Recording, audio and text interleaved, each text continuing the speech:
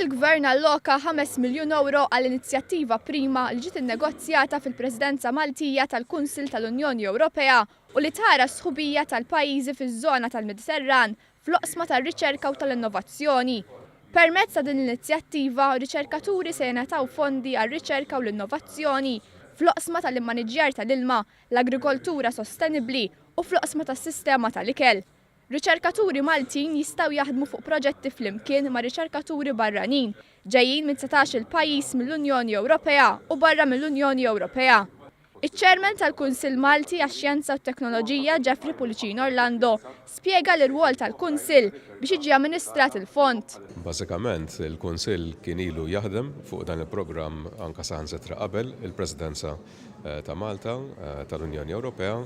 Kien wieħed mill-milestones ta' pajjiżna waqt il-Presidenza. Dan huwa programm li ħajwassal għal kollaborazzjoni fost il-pajjiżi tal-Mediterran. Il-programm Prima huwa mifrux fuq 10 snin.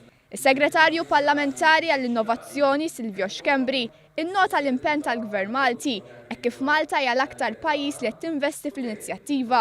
Minkejja huwa l-iżgħar pajjiż per capita huwa l-iktar pajjiż li qed jinvesti f'dal-programm ta' riċerka u innovazzjoni. Aħna bħala Gvern diġà semmejna ka waħda mill-wedit fil-programm elettorali li l-riċerka u l-innovazzjoni ħajkun qed jingħataw importanza mill-ġdid ukoll f'dan is-settur.